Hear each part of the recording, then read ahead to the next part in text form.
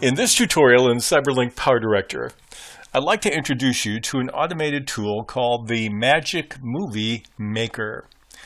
What this does is it allows you to take clips and still images and put them in your media content room or on your timeline. And then it will create an automated kind of movie where it adds transitions, it creates freeze frames, and it wraps it all together in a nice little package. Let me show you an overview of how this works. To get to the Movie Maker, we click above our timeline to the Magic Tool button, and I'm going to click on Magic Movie Wizard. Once I do that, I have this window pop up on my screen. It gives me the option of picking the components of my movie three ways. First of all, if I click this top box, it will take everything in my media library.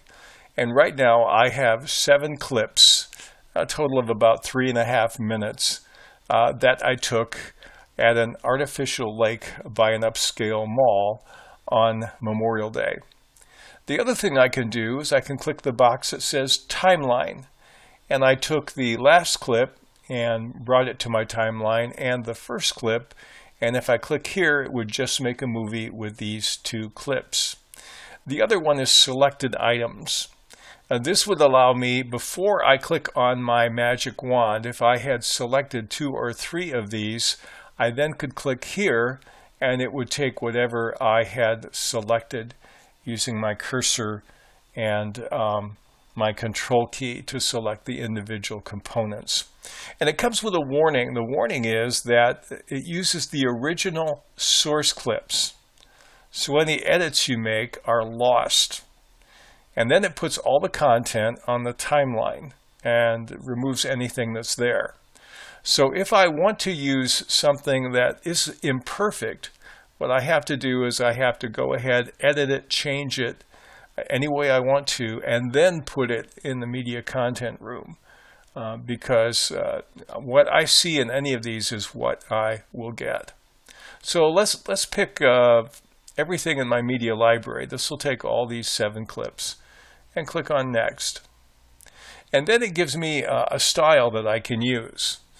And we're not going to go into some of the advanced features. I'll just pick a pretty simple one here called Postcards. And we could almost do a lesson on each of these because they're so different, but we're just going to show you one way this works. Okay, I'll click on Postcards and click on Next. And then I want to add some background music. So I'll click here, double click on this particular item, and I see the background music is 3 minutes, 19 seconds, and 4 frames. Now, I can adjust the audio between the background music and the video. My video has nothing I wanted to keep, so I'm going to turn it all the way up to the background music. Then I have 3 options about duration, and I found these a bit confusing. The suggested duration is 2 minutes, 21 seconds, 9 frames, which is here the total movie length. It says the video with other features will be 3 minutes, 23 seconds, and 11 frames. And the slideshow length right now is set to 0. Or I can set the duration manually by entering numbers over here. Or if I have background music, I can fit it to the background music. I have not found this helpful because even though I set it here, I find sometimes it eliminates some of my content. The settings button allows you to help it figure out how to split your scenes. You can give a priority to scenes with pan and zoom, a priority with people who are speaking, with moving objects, with the duration of the scenes, or scenes with people. And I haven't found it intuitive to understand how these affect the algorithm. For right now, in the simple exercise, we'll leave it on the default settings and click OK. But you can experiment with that if you want. So now what I'm going to do is I'll leave this on the suggested area and click on Next. And then it will go ahead and make my movie. I'll pause the recording and we'll get back to it. In this case, on my system, this took about 15 seconds.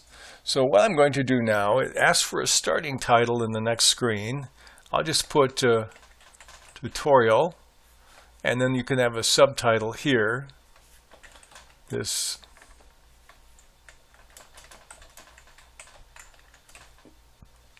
And we have an ending title. And we'll give that a subtitle so you can see it. Okay. We have an option about editing and theme designer. That's a very powerful tool we'll deal with in another lesson.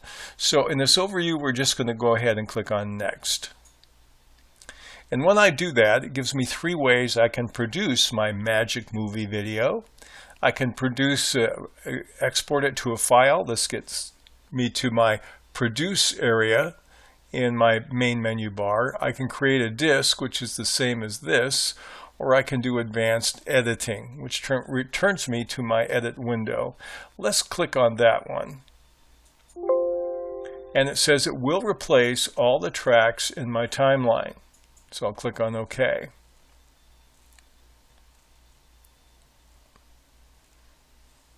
Now you see, once I get here, it has done exactly that. I have a scrubber, and everything is built together on one audio and video track that I can't really edit in my timeline.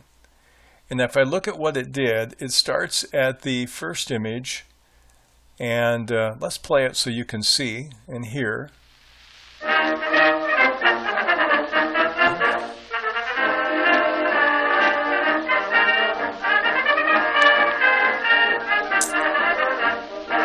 And then I'll move ahead. It freezes that image and then goes to the second one. And the third one.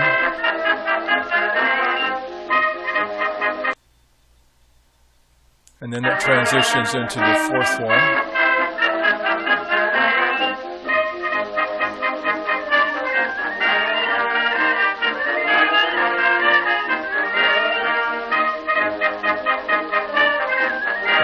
Throw some bread to the geese and ducks here, and then it moves to the fourth one, and then transitions to the, I'm sorry, I'm behind one here because it starts at 0. This would be the 6th image, 6th video clip, and then it does something I didn't expect. You watch how this ends.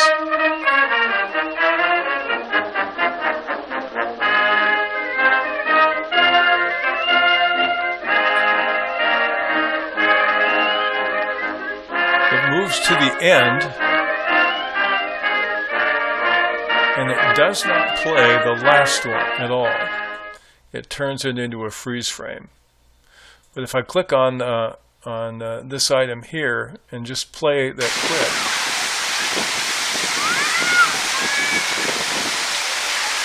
sorry about the bad background noise there,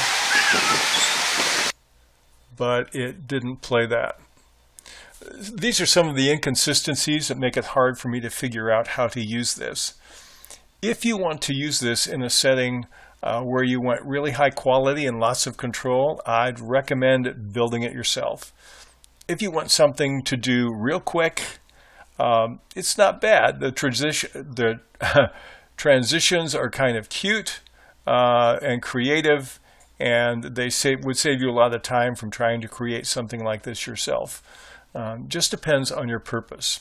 But that's an overview of the Magic Motion tool in CyberLink PowerDirector.